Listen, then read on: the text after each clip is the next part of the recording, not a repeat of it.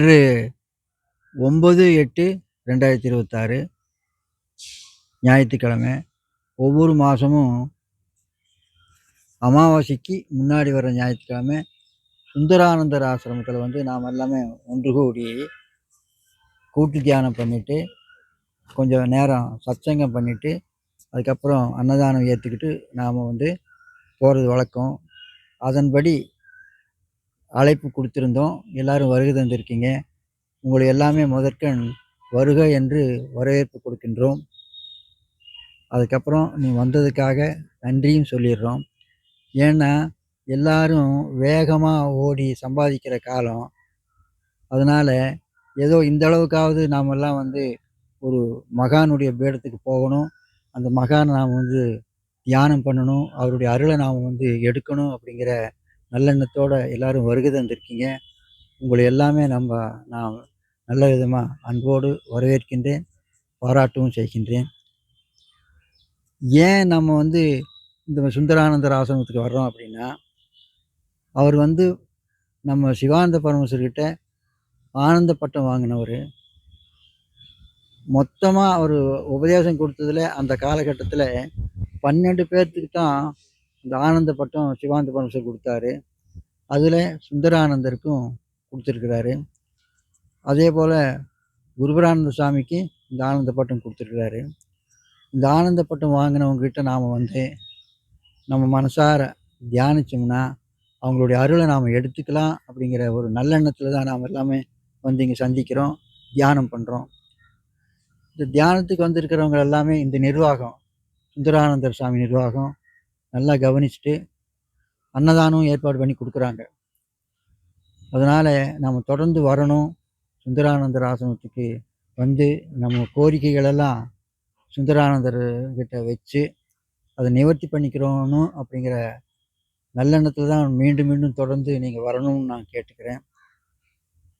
நம்ம எவ்வளவோ வேலைகளை வெளியில் கவனிக்கிறோம், அதில் நமக்கு எந்த நன்மையுமே வர்றதில்லை. ஏதோ நன்மை வர்றது மாதிரி தான் தெரியும், ஆனால் அது நன்மை மாதிரியே தெரியாது கடைசியில். ஆனால் இந்த தியானம், இந்த மகான்களுடைய பீடத்தில் வந்து மனசார நாம் உட்காந்து கொஞ்ச நேரம் தியானம் பண்ணோம்னா உண்மையிலேயே நாம் தியானம் பண்ணலைன்னு கூட அவங்க பண்ண தவம் நமக்குள்ள இறங்கி நமக்கு ஒரு சந்தோஷத்தை கொடுக்கும். எல்லாருமே அனுபவிச்சிருப்பீங்க, நான் அனுபவிக்கிறேன். அந்த அனுபவத்தை உங்களோட நான் பகிர்ந்துக்கிறேன். அதனால் தொடர்ந்து நாம் எல்லாம் வரணும், இடைவிடாமல் வரணும்.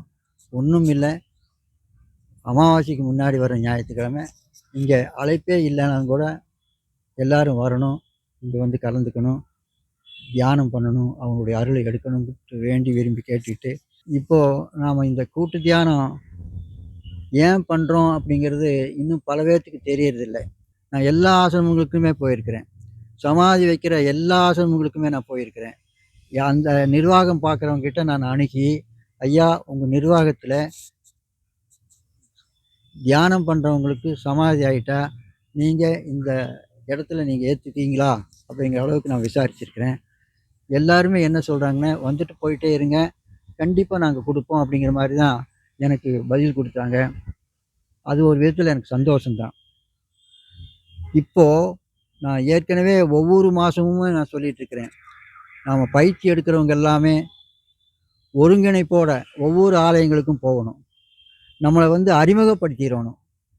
நாம் வந்து சித்த வித்தை எடுத்துகிட்டு இருக்கிறவங்க தான், இந்த ஊரில் நாங்கள் இருக்கிறோம் அப்படின்னு சொல்லிட்டு நம்ம அறிமுகப்படுத்துறதுக்கு தான் இந்த கூட்டு தியானமே நம்ம பண்ணிகிட்ருக்குறோம். இப்போ பாருங்கள், அந்த சம்பத்து அவங்க வந்து எல்லா ஆசிரமங்களுக்கும் போயிட்டு இருந்தார். கடைசியில் அந்த வெள்ளலூர் ஆசிரமத்துக்கு போயிட்டு தான் திரும்பி வரும்போது அவர் கொஞ்சம் உடல்நிலை சரியில்லாததுனால ஆஸ்பத்திரியில் போய் சேர்ந்தார். அங்கே வந்து அவருக்கு சமாதி கூடிடுச்சு.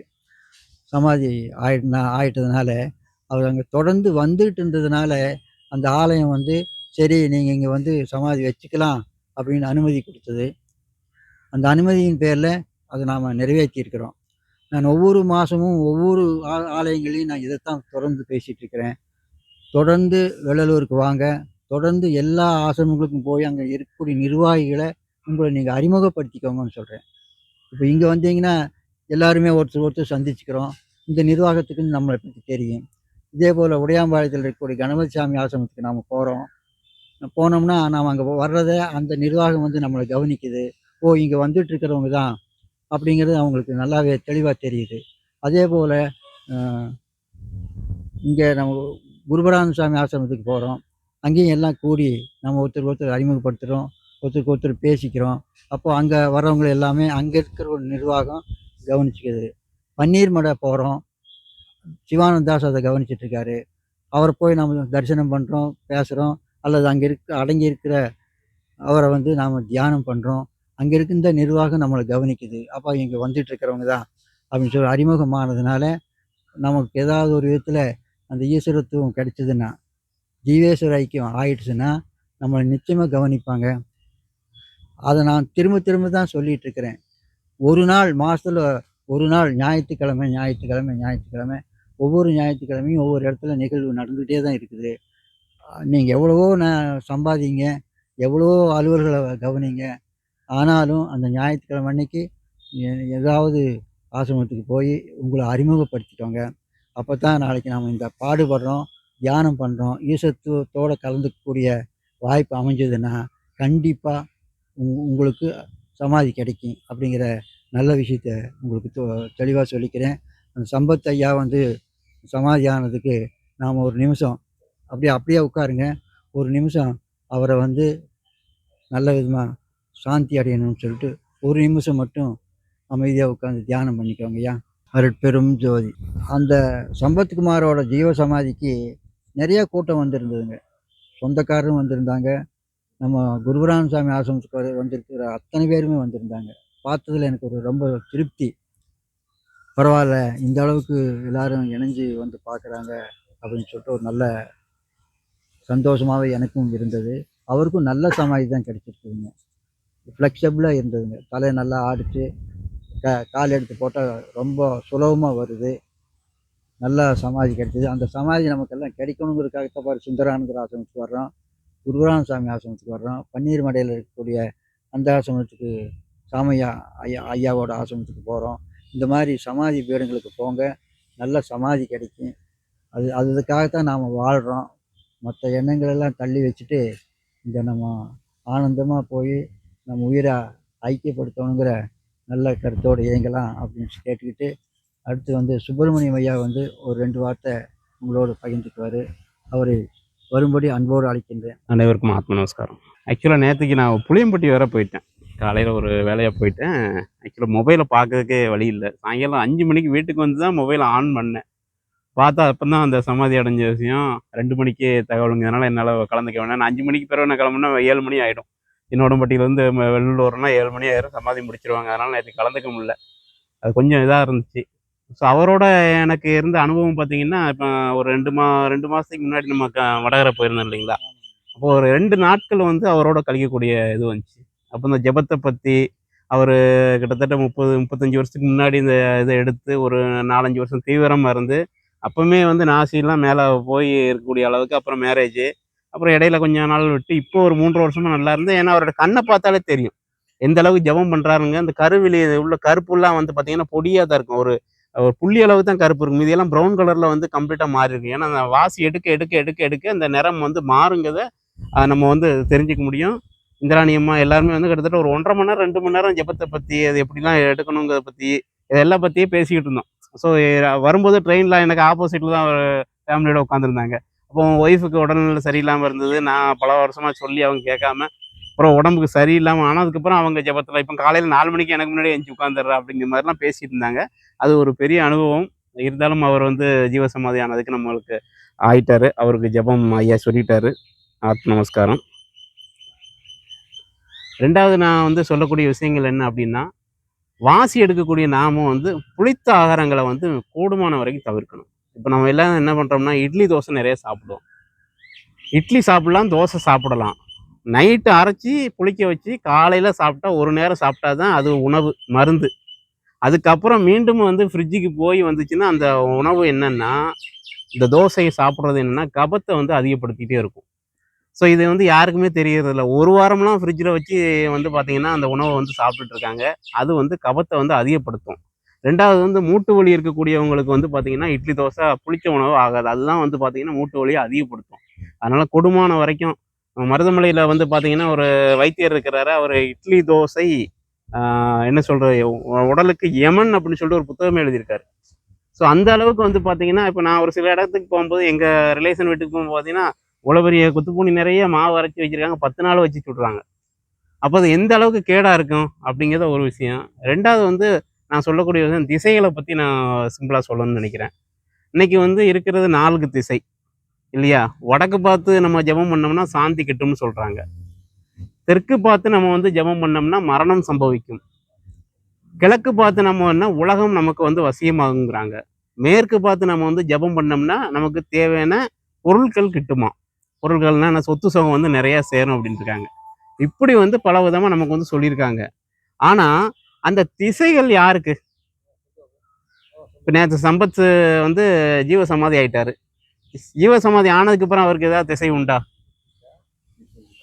திசை இல்ல. அப்ப யாருக்கு அந்த திசைகள்னு பார்த்தா, ஒரு மனிதனுக்கு தான். இப்ப நான் இந்த பக்கம் உட்கார்ந்திருக்கேன் அப்படின்னா, நான் எங்க பக்கம் உட்கார்ந்திருக்கேன்? நான் கிழக்கு பக்கமா உட்கார்ந்திருக்கேன். ஐயா வந்து மேற்கு பக்கமா உட்கார்ந்திருக்காரு. அப்ப எனக்கு மேற்க. அப்ப அவருக்கு கிழக்க நான் உட்கார்ந்திருக்கேன். எனக்குன்னு பார்த்தா, அவர் மேற்க உட்கார்ந்திருக்கிறாரு. அதே மாரி தான் நம்ம வீடு கட்டியிருக்கோம்னா, வடக்கு பார்க்க நம்ம வீடு கட்டியிருக்கோம்னா, நம்ம வடக்கு பார்க்க இருக்கோம். நமக்கு ரைட் சைடுல இருக்கிறவங்க கிழக்கு பார்க்கம். அவருக்கு பார்த்தீங்கன்னா, திசை நம்ம வீடு எங்க மேற்க இருக்குன்னு தான் சொல்லுவாங்க. இல்லையா? அப்போ ஒரு மனிதனுடைய உயிர், ஆத்மா இருக்கும்போது மட்டும் தான் அந்த திசைகளே வந்து நமக்கு வந்து செயல்படுது. அப்படிதான். இப்ப எங்கேயாவது நீங்க ஒரு ரூட் மேப் போட்டீங்கன்னா, முதல்ல எங்க காமிக்குது? ஒரு வரைபடம் இருக்கு. ஒரு பெரிய பிளாட் போட்டிருக்காங்கன்னா, அதுல வந்து திசைகள் எங்க காமிப்பாங்க? ஒரு ஏரோ மார்க் மட்டும் 1 மட்டும் தான் போட்டிருப்பாங்க. எதனால அந்த 1 மட்டும் போட்டிருக்காங்க? நார்த்ன்னு மட்டும் போட்டிருப்பாங்க. இல்லையா? அப்ப அந்த நார்த்ங்கிறது என்ன அப்படின்னு பார்த்தீங்கன்னா, அதுதான் நம்மளுடைய புருவ மத்தியம். மேல ஏறுனா என்னது? சிவம். தெற்குங்கிறது என்னன்னா, நாசி.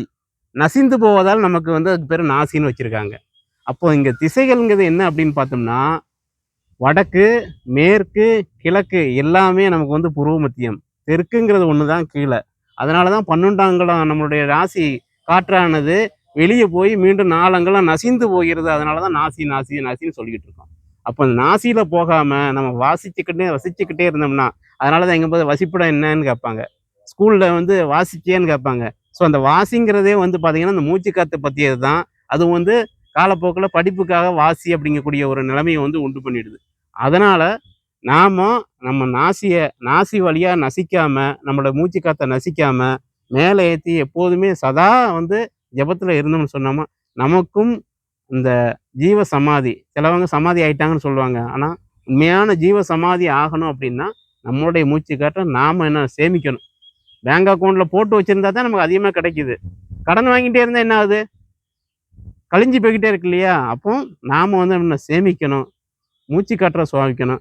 காற்ற சுவாசிக்கணும்னு சொல்லி அனைவற்றையும் விடைபெறுகிறேன். நமஸ்காரம். சுப்பிரமணியம் ஐயா வந்து உணவு நல்ல உணவா சாப்பிடுங்க அப்படிங்கிறது நல்ல விதமான உதாரணத்தோட சொன்னாரு. அது மட்டும் இல்லாம வாசி நல்லா பண்ணுங்க, நாம மோட்சத்துக்கு போலாம் அப்படின்ட்டு நல்ல விதமா சொல்லியிருக்காரு. அவருக்கு நன்றி. அடுத்தது சண்முகம் ஐயா ஒரு 2 வார்த்தை வந்து பேசுனா. அனைவருக்கும் ஆத்ம நமஸ்காரம். நம்ம சித்த வித்தை பயிற்சி செய்து கொண்டிருக்கிறோம். அது வந்து வெளியில் நசிக்காமல் உள்ளேயே மேலும் கீழும் நடத்தி நாம் மேன்மை அடைய வேண்டும் என்பது அப்பாவும் சொல்லுகிறார். அதையும் நான் வேண்டுகோளாக வைத்து நானும் வேண்டுகிறேன். ஆத்ம நமஸ்காரம். அவரும் வந்து சிவானந்த பரமேஸ்வரர் வந்து சொன்ன கருத்தை வச்சு நாம் எல்லாமே தியானம் பண்ணலாம், மோட்சம் அடையலாங்கிற ஒரு நல்ல கருத்து சொல்லிட்டு போயிருக்கிறாரு. பன்னீர் மடையில் 15ஆம் தேதி அன்னைக்கு விழா நடக்குது. அவர் சிவானந்த பரமேஸ்வரர் மூலமாக நேரடியாக சமாதி வைக்கப்பட்டவர் தான் அந்த சாமையா. அதனால் நாம் எல்லாமே அங்கே போய் கலந்துக்கிட்டா ரொம்ப சிறப்பாக இருக்கும். அவர் எல்லாம் 14ஆம் தேதியே மத்தியானம் போயிடலாம். நைட் அங்கே தங்கிறதுக்கு ஏற்பாடு பண்ணியிருக்காங்க. நைட்டும் தங்கிக்கலாம். அதுக்கப்புறம் காலையில் தியானம் இருக்குது. தியானம் முடிச்சுட்டு சத்சங்கம் இருக்குது. நல்ல ஆத்மாக்கள் வந்து அங்கே சத்சங்கம் பேசுகிறாங்க. அதையெல்லாம் நம்ம கவனித்தா நமக்கு திருப்தியாக இருக்கும். அதனால் கண்டிப்பாக மறக்காமல் எல்லாருமே அங்கே வந்து சேர்ந்துருங்க.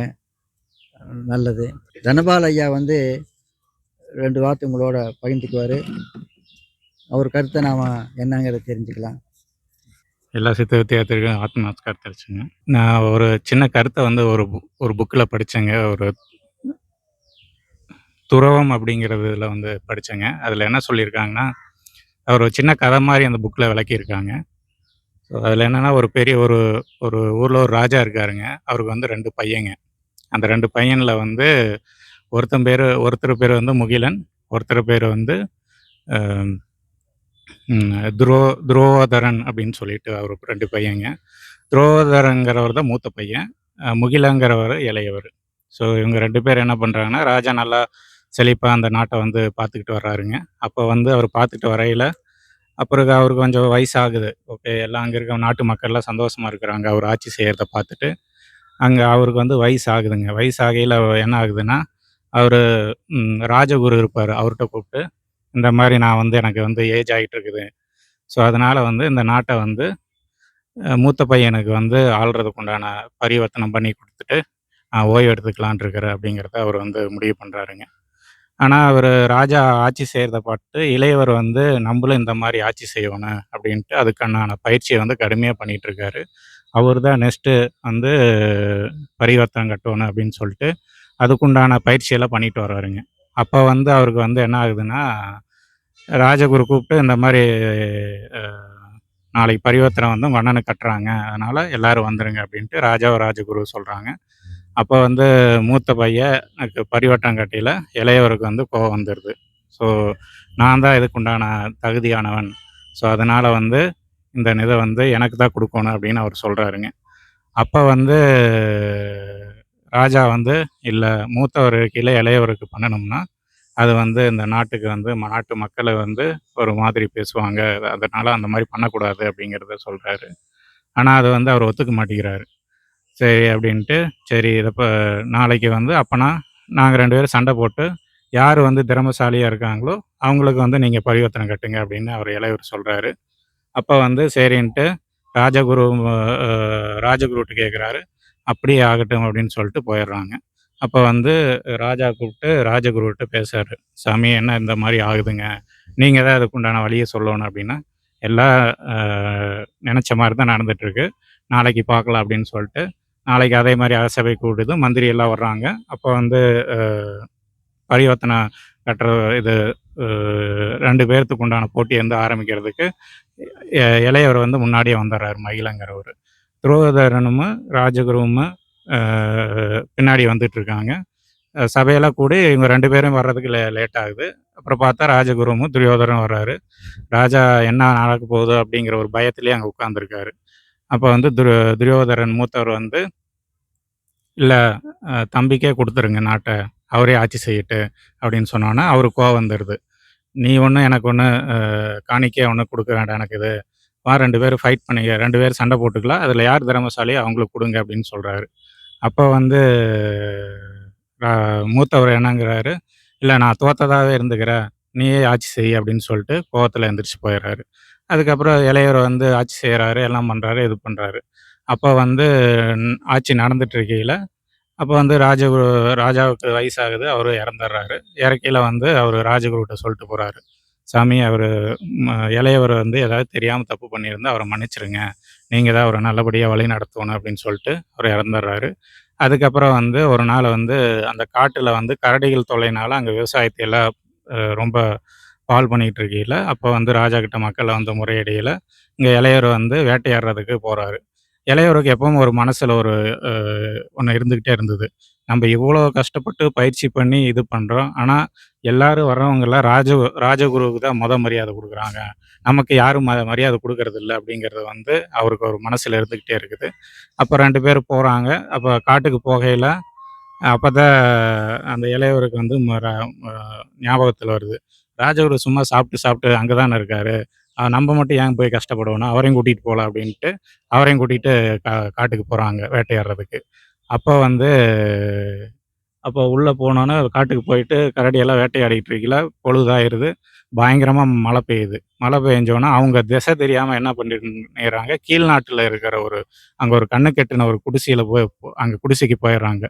அங்கே குடிசைக்கு போனோன்னே அதுக்கப்புறம் தான் தெரியுது மறுநாள் வெடிஞ்சு அங்கேருந்து அந்த குடிசையில் இருந்த ஒரு வயசானவர், நீங்கள் இங்கேயே தாங்கிட்டு நாளைக்கு போங்க அப்படின்னு சொல்கிறாரு. அப்போ வந்து அ அ அப்புறம் பகல் ஆனோன தான் தெரியுது. அது ஆக்சுவலா கீழ் நாட்டோட எல்லையில வந்து அவங்க அந்த குடிசை இருந்திருக்குது. கீழ் நாட்ட மன்னருக்குமா, அவர் முன்னாடி ஆட்சி செஞ்ச மன்னர் அவங்க அப்பாவுக்கு ஏற்கனவே பகை இருந்தனால, இவர வந்து சிறை புடிச்சிடுறாங்க. இவர சிறை பிடிக்கையில அப்ப தான் பார்க்குறாரு, ராஜகுரு இருக்கிறத பார்த்தோன்னே, கீழ் நாட்டு மன்னர் வந்து, "சாமி நீங்க எதுக்கு இங்க வந்தீங்க? இங்க வந்து ஏன் இங்க வந்து கஷ்டப்படுறீங்க?" அப்படின்ட்டு அவர் கால்ல விழுந்து ஆசீர்வாதம் வாங்குறாரு. அப்ப அந்த மறுபடியும் முகிலனுக்கு வந்து கோவம் வருது. என்னடா இது கீழ் நாட்டு அரசருக்குமே நம்ம ராஜகுருக்கு ஏதோ தொடர்பு இருக்குது. இவரு தான் நம்மளை காட்டிக் குடுத்திருப்பாரு அப்படிங்கிற ஒரு மனசுல இது இருந்தோனே, அப்ப வந்து ராஜகுரு சொல்றாரு, "இது வந்து நியாயம் கிடையாது. நீ வந்து இவர வந்து நீங்க வந்து கைது பண்ணணும்னா, நீங்க வந்து நாட்டுக்கு படையெடுத்து நீ ஜெயிச்சு இந்த முகிலன கைது பண்ணணும். நாங்க வழி தெரியாம இங்க வந்துட்டோம். அதனால நீ வந்து இப்ப வந்து இவர இது பண்றது தப்பு" அப்படின்னு சொன்னோனே, கீழ்நாட்டு மன்னர் சரி சாமி அப்படின்னு அவரு அது அவர்ட்ட ஆசீர்வாதம் வாங்கிட்டு கிளம்பிர்றாரு. இவரை விடுவிச்சுர்றாரு. இவரு நாட்டுக்கு வந்தோனே ஃபர்ஸ்ட்டு வந்து இந்த ராஜகுருவுக்கு கீழ்நாட்டு மன்னருக்கு ஏதோ தொடர்பு இருக்குது.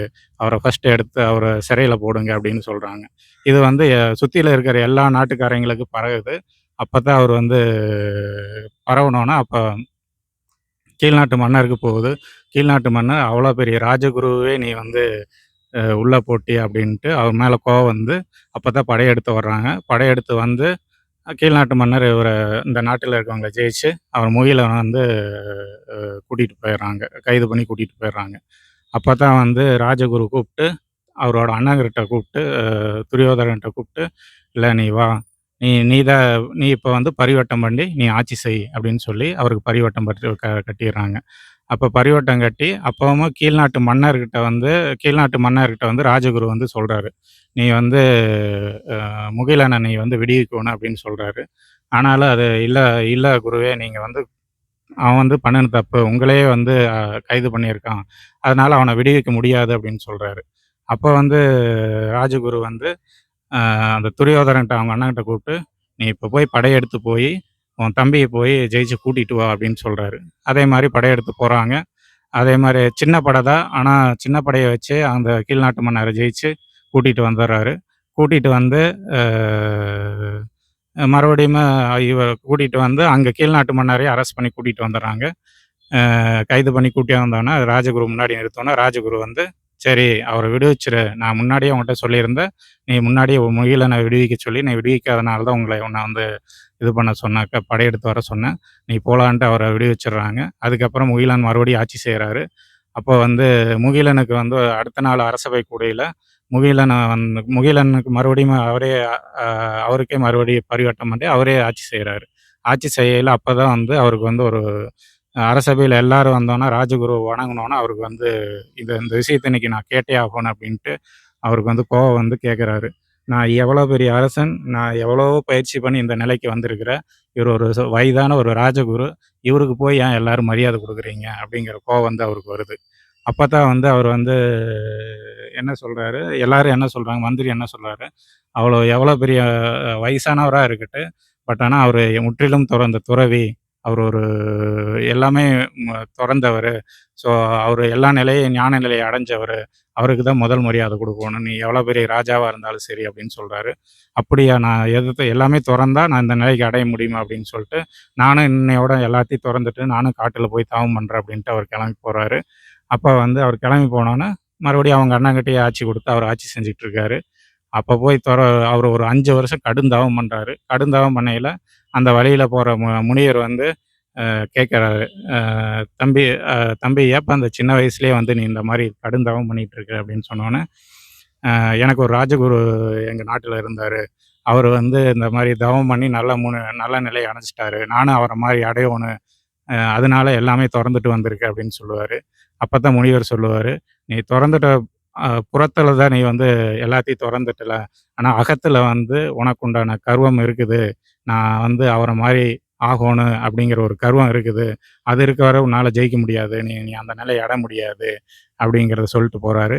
அடுத்த நாள் அதே மாரி அவரு வந்து தவம் பண்ணிட்டு இருக்கையில ஒரு புலி வருது. புலி வரையில என்ன ஆகுதுன்னா, புலி வந்து அவர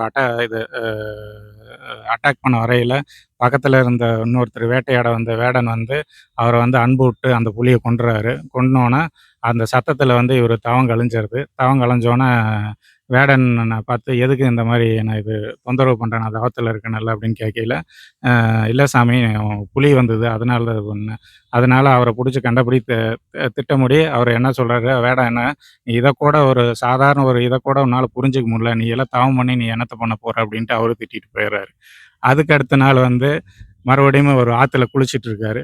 குளிச்சுட்டு இருக்கையில் என்ன ஆகுதுன்னா, ஒரு குளத்துல குளிச்சுட்டு இருக்கையில் என்ன ஆகுதுன்னா, குளிச்சுட்டு இருக்கையில் அவர் துண்டு கட்டி குளிச்சுட்டு இருக்கையில் உள்ளே இருக்கையில் தண்ணியோட துண்டு போயிடுது. அப்போ வந்து ஒரு அங்கே அங்கே இருக்க முனிவரோட ஒரு பொண்ணு நடந்து வந்துட்டு இருக்குது. வந்துட்டு இருக்கையில், இங்கே உள்ளே என்ன பண்ணிட்டு இருக்கீங்க இவ்வளோ நேரம் அப்படின்னு கேட்கையில, இந்த மாதிரி எனக்கு வந்து உள்ள எந்த ஆடையும் இல்லாமல் இருக்கிறேன் அப்படின்னு சொன்னோன்னே, அப்போ வந்து அந்த பொண்ணு சொல்லுது, நான் வந்து உன்னை பெத்த தாயை நினச்சிக்கிட்டு நீ பாட்டுக்கு நீங்கள் நடந்து உள்ளே போயிருங்க, உங்கள் குடிசைக்குள்ளே போயிருங்க அப்படின்னு சொல்லுது. இருந்தாலும் அவர் வந்து அதை ஒத்துக்காம, இல்லை நான் உள்ளேயே இருக்கிறேன் நீங்கள் போங்க அப்படின்னு சொன்னோன்னா, அந்த பொண்ணு சொல்லுது, நீ எல்லாத்தையும் விட்டுட்டேன்னு சொல்லிட்ட, ஆனால் உனக்கு இன்னும் அந்த காமங்கிற உணர்வு இருக்குது. ஸோ அதனால நீ வந்து நீ இன்னும் இன்னும் எவ்வளோ தவம் பண்ணாலும் அது உன்னை விட்டு போகாது அப்படின்னு சொல்லிட்டு போயிடுது. இது எல்லாத்தையும் யோசிச்சுட்டு இருந்து அடுத்த நாள் நைட்டு ஃபுல்லாக அவருக்கு தூக்கமே வரல. இது என்னடா எல்லாரும் வந்து என்னை வந்து எல்லாரும் தொறந்துட்டு சொல்கிறாங்க, புறத்தில் தான் திறந்துட்டேன்னு சொல்கிறாங்க, ஆனால் அகத்தில் திறக்கல அப்படின்னு சொல்கிறாங்க அப்படின்னு சொல்லிட்டு அவரால் தூங்கவே முடியல. அடுத்த நாள் வந்து அதே முனிவர் வந்து ஃபஸ்ட்டு சொன்ன முனிவரே வர்றாரு. வந்து பார்த்துட்டு, கண்ணா என்னடா ஆச்சு அப்படின்னு கேட்கையில, சாமி இந்த மாதிரி எல்லா நிகழ்வுகளும் நடந்தது. அதனால என்னால் எல்லாருமே புறத்தில் தான் என்னை விட்டுட்டுன்னு சொன்னாங்க, அகத்தில் எல்லா உணர்வுகள் எல்லாமே இருக்குது அப்படின்னு சொல்லையில, அதைத்தான் நான் முன்னாடியே சொல்லிட்டு போனேன் அப்படின்னு சொன்னோன்னே, நீ ஒரு நல்ல குருவை தேடிப்போ, அவரு தான் உனக்கு உண்டான எல்லாமே குடுப்பாரு அப்படின்னு சொல்லிட்டு அவர் போயிடுறாரு. அவரு கடந்து கொஞ்ச நேரம் போகையில அவர் யோசிச்சு நின்னுட்டு, இவர தவிர எனக்கு நல்ல குருநாதர் யாரும் இருக்க முடியாது அப்படின்ட்டு அவர் கார்ல போய், சாமி நீங்க தான் எனக்கு குருவா இருக்கணும். எனக்கு எ நல்ல நிலை அடையறதுக்கு உண்டான எல்லா பயிற்சியும் நீங்க தான் சொல்லி தரணும் அப்படின்னு போய் அவரு கால்ல விழுகையில, இல்ல உனக்கு உண்டான குரு வந்து உன்னோட ராஜகுரு தான். அவரு தான் என்னோட குருநாதருன்னு. அவரு அவரு நீ அங்க வரவணுக்கோசரம் தான் எல்லாமே நடந்துட்டு இருக்குது. நீ அவர போய் சேரு. அவரு எல்லா வழியும் சொல்லிக் குடுப்பாரு அப்படின்னு சொன்னோனே, அடுத்த நாளு தான் நாட்டுக்கு திரும்பி போயி அவர் கால்ல விழுந்து, சாமி இந்த மாரி எல்லாமே நான் முயற்சி பண்ணிட்டுட்டேன். ஆனா நீங்க அடைஞ்ச நிலைய என்னால அடைய முடியல. உங்களோட வழிகாட்டுதல்ல அடைய முடியாதுங்கிற அங்க ஒரு முனிவர் சொன்னாரு. அப்படின்னு சொல்லி அவர் கால்ல இத்தன நாளா உங்கள அவமதிச்சதுக்கு மன்னிப்பு கேட்டு அவர் கால்ல விழுந்துர்றாரு. இது எல்லாமே இத்தனை பிறவி உன்னைய அடையறதுக்கு தான் இத்தனை பிறவி நானும் உன்னைய தொடரணும் அப்படிங்கிறதுக்காக தான் நான் எல்லாமே நடந்தது அப்படின்னு முனிவர் சொல்லிட்டு, உங்க அண்ணன் நல்லபடியா ஆட்சி செஞ்சுட்டு இருக்கான். வா நம்ம 2 பேரும் போலான்ட்டு அவருங்க 2 பேரும் அந்த நாட்ட விட்டே போயிடுறாங்க. ஸோ இந்த கதையிலேருந்து என்ன தெரியுதுன்னா, நம்ம எல்லாருமும் வந்து எல்லாமே விட்டுட்டேன்னு சொல்றோம். எல்லாமே தொ புறத்தில் தான் விட்டுட்டுருக்கோம். அகத்துல என்ன விடல. அகத்திலே விட்டு நல்ல நிலையை அடையணுன்ட்டு சுவாமி சிவானந்த பரமஹம்ச வேண்டிக்கிட்டு ஆத்ம நமஸ்காரம் சொல்றேன். தனபால் வந்து நம்மளுக்கெல்லாம் புரியிற மாதிரி உதாரணங்களோடு பேசியிருக்கிறாரு. எல்லாருமே கேட்டிருப்பீங்க. உள்ள வந்து துறவு நிலை இல்லாமல் துறவின்னு சொல்லிட்டு வாழாமல், உள்ளத்திலேயே துறவியா எடுத்து வாழுங்க அப்படிங்கிற கருத்தை அவர் வலியுறுத்தி பேசியிருக்காரு. அவருக்கு ஒரு நன்றி சொல்லிக்கிறேன். எப்பவுமே ஒரு நன்றியுரை சொல்லித்தான் முடிக்கணும். இந்த நிர்வாகத்தை இப்போ தற்சமய கவனிச்சிட்டு இருக்கிற சண்முகவல்லி அம்மா அவங்க வந்து நமக்கு அன்னமளிப்புக்கும் உதவி பண்ணுறாங்க. அவங்கள இந்த நிர்வாகத்தின் சார்பாக உங்களுக்கு ஒரு நன்றி உரை சொல்லும்படி அன்போடு அழைக்கின்றேன். அனைவருக்கும் ஆத்ம நமஸ்காரம். நேற்று வந்து ஜீவசமாதியான சம்பத்குமார் அவர்கள் வந்து இங்கே ஒரு நாள் வந்து ஒரு மாதம், அதாவது நேரத்திலேயே வந்துட்டாரு. வந்துட்டு நான் கெதி எடுக்கிறேம்மா யாரும் வரலையில்ல அப்படின்னு. இப்போ கெதி எடுத்தாரு. நல்லா 1/2 மணி நேரம் நல்லா அங்கே சவுண்டு அங்கெல்லாம் கேட்கும். எனக்கு பழக்கம் இருக்குது, எங்கள் அம்மா எடுத்திருக்காங்க, இருக்கிறவங்கெல்லாம் அப்போ எடுப்பாங்க எல்லாரும். அப்போ சரின்னு சத்தமாக இது எடுக்கிறப்ப இங்கே பார்த்துட்டு இருக்கிறவர் அவருக்கு ஒன்றும் தெரியாது. அப்போ உள்ள போய் அவரை ஜெபம் பண்ணக்கூடாதுன்னு என்னை தட்டி எழுப்புனாரா என்னன்னு தெரியல. ஜெபம் கெதி எடுத்துட்டு இருக்கிறப்ப சடனா நிறுத்தக்கூடாது, அது பாதிப்பை ஏற்படுத்தும். அப்படி நிறுத்தணும் அப்படின்னா இந்த புருவ நெத்தியை பிடிச்சிதான் இது பண்ணுவாங்க. அன்னைக்கு நான் வந்து ஃபர்ஸ்ட் டைம் வந்தப்பமும் கெதி எடுத்தப்ப எங்க அக்கா வந்து தான் இப்போ புருவ நெத்தி பிடிச்சி தான் கீழே இறக்குனாங்க. இவர் என்ன போய் பண்ணினாருன்னு தெரியல. ஒரு 1/2 மணி நேரம் பண்ணியிருப்பாரு. அப்போ இன்னொருத்தரும் கூட உள்ள போனாருன்னு நினைக்கிறேன். போலாம் அப்படின்னு போய் கெதி எடுக்கலாம் அவர்கிட்ட கேட்டுங்கிறதுக்குள்ள இங்க இருக்க தனபால் உள்ள போய் அவரை எழுப்பிட்டு வந்துட்டாரு. அப்போ எங்க 2 பேத்துக்குள்ள நீ உங்களுக்கு தெரியலைன்னா விட்ட வேண்டியதானே அப்படின்னு ஒரு கான்வகேஷன் மாதிரி சண்டை மாதிரி போச்சு.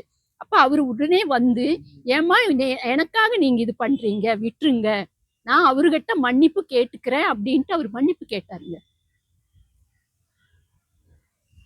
அது வந்து பெருந்தன்மை தான். தப்பு பண்ணல, அவரு என்ன தப்பும் பண்ணல. ஆனா அவர்கிட்ட மன்னிப்பு கேட்டாரு. நான் பண்ணல, சரி பண்ணுனது தப்பு தான் அப்படின்னு. சரி, உங்க கால நேரத்தையும் பொருட்படுத்தாம இங்க மாதம் மாதம் வந்திருக்கும் அனைவருக்கும் ஆலயத்தின் நிர்வாகத்தின் சார்பாக நன்றி சொல்கிறேன். ஆத்ம மீண்டும் நான் நன்றி சொல்லிக்கிறேன். நிர்வாகத்துக்கும் தொடர்ந்து நமக்கு ஆதரவு கொடுக்கறனாலையும், நீங்களும் தொடர்ந்து இந்த ஆசிரமத்துக்கு வந்து இந்த நிகழ்வுல கலந்துக்கிறதுனாலையும் மீண்டும் நன்றி, நன்றி, நன்றி.